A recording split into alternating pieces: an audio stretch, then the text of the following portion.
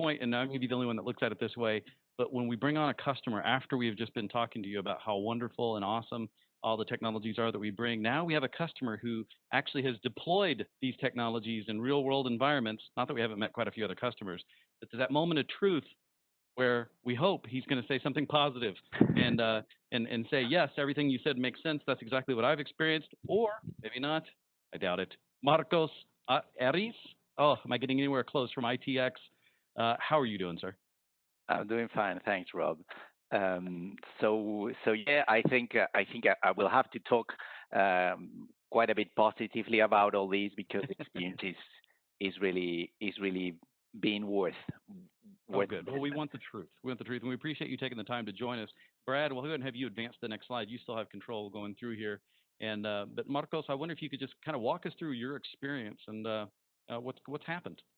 Okay, so by the way, I will start with my name just to make sure that it is perfectly clear. So I am Marcos Ares, and I am the Chief Information and Security Officer at ITX. So if you allow me, I'm going to start this section by a brief description of our company. We are a Geneva-based company, and our mission is to help international corporations on global mobility matters. So we can help them in two differentiated ways. The first way would be to offer them advice and consulting through our consulting department in a similar way to what the Big Four could do for them. The Big Four being KPMG, PwC, Ernst and Young, and Deloitte. So in that respect, we advise them on global mobility topics such as relocation, taxes, immigration, wages and benefits, family expatriation, social coverage, and so forth.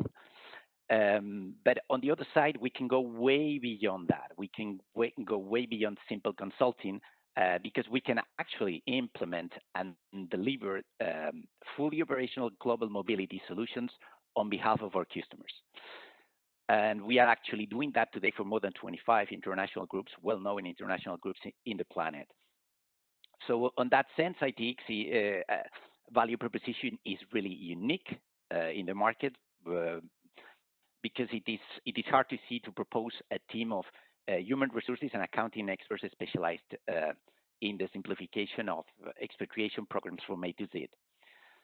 So what we're going to do is that we're going to help our customers to design fair mobility packages. They're going to be able to obtain very cost control in full compliance with regulations.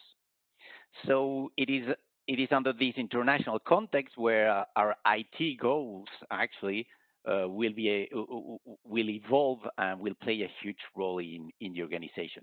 So maybe Rob, it's a good time to switch on into the next slide. Thank you. All right.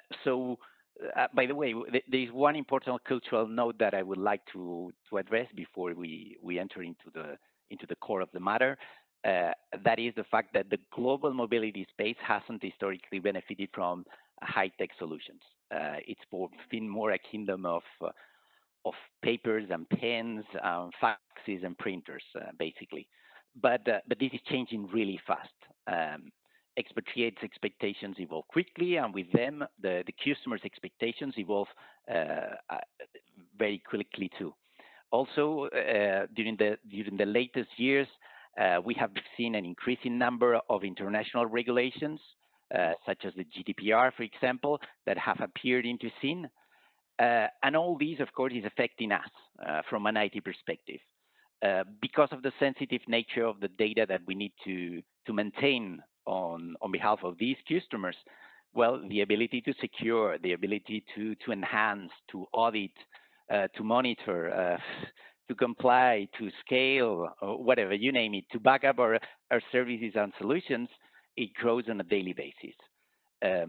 Also, there is another thing which adds into it, which is the requests of new online services that would allow the expatriates to access and to interact with their own professional data from their phones, anytime, anywhere, 24/7. All these kind of needs grow too. So because of all these accelerations that are coming from all the different corners, last year we had to really take an important decision. We really had to act on our IT infrastructure real fast and anticipate what was coming, which was massive. Yeah, tell me more about what kind of decisions did you have to make, and What love some comparisons between kind of what you were doing before and then what happened after you changed and what you changed to, of course. Well, but the thing is that you need to first realize that a good IT infrastructure when you work in a company of this kind is one that is going to provide you both with the capacity and the guarantee that the business goals, whatever they will be achieved without the IT infrastructure becoming the bottleneck or the Right. stopper for the business. Right. So we had to do that such an excellence for several reasons. The first one was a strategic need. Um, our old infrastructure was only one active data center running all of our servers, and we had a simple DR side to handle the backups with 15 minutes replication. But as you are increasing all these number of 24 by 7 online services, you it seems at a particular moment of time logical and convenient to upgrade such configuration to a two active, fully synchronized data centers so that you can execute upgrades and changes to your production environment with more flexibility, therefore minimizing the online services downtimes. This was something that was coming into the equation, and it was being a nightmare to cope with. So that's how actually the notion of a stretch cluster came to us in the first place. We got interested into it as a nice to have. So we started studying about it, and we got to the second need. And the second need comes from that study. We started exploring HyperFlex more deeply, and we said, wow, all of the storage maintenance is going to be extremely simplified.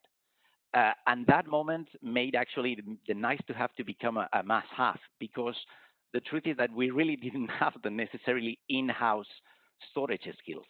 Right. We had the network skills, the server skills, but not the storage ones. So at that moment of time, HyperFlex appears as, well, why not? This is a great Yeah. solution to avoid the continuous involvement of IT partners that are coming more and more often and more often to handle the increased amount of storage concerns that we were starting to have.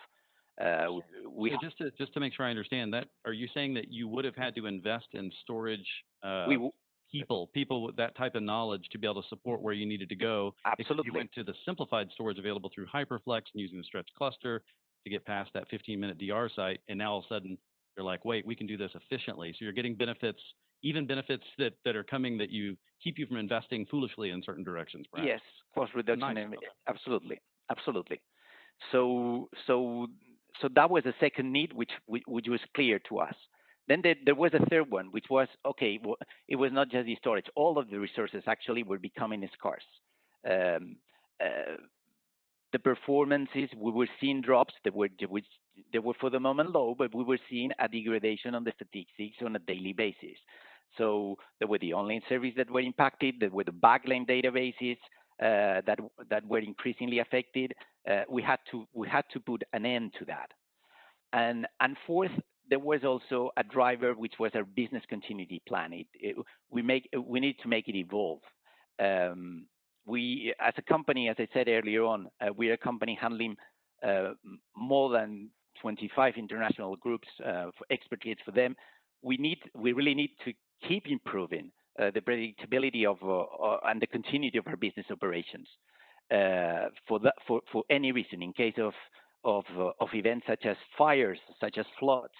Actually, we were thinking about that. We were not thinking about pandemia, but more to come on that. Nor Uh, was anybody else. Yeah. uh, Understood. Yeah. so with all this in mind, we just contacted Cisco one, or it was June 2019. That's a year ago, just a year ago, to get informed about how Cisco could help us to fix our pain points. Um, so now, honestly, I think that was one of the best things, the biggest things that we Yeah. did in the whole year, contacting Cisco, because at the end, ultimately, um, we are where we are thanks to that contact. So Nice. our team got in contact with Sebastian Wall and with David Tayev from Cisco Switzerland, and an implementation plan was put in place right away. It addressed both our pain points and needs, and it ensured our the infrastructure evolution for the years to come. That was something which was important for the team. So after a few of discussions, a few weeks, the proposal was ready. We would know that we would be able to increase the practical infrastructure capacity and the resources in about 150%. And we will be able, of course, to run the wished, the dreamed stretch cluster featuring 2 different data centers separated 30 kilometers from each other and both located in Switzerland, which was one and is actually one of the major compliance requirements still today that we must fulfill as a company. So what can I say? We said yes. We actually even chose the NVMe, the all NVMe storage option because we did the maths internally, and with increased number of IOPS that the NVMe technology would provide to us, we would actually only require to run 3 nodes per site instead of 4.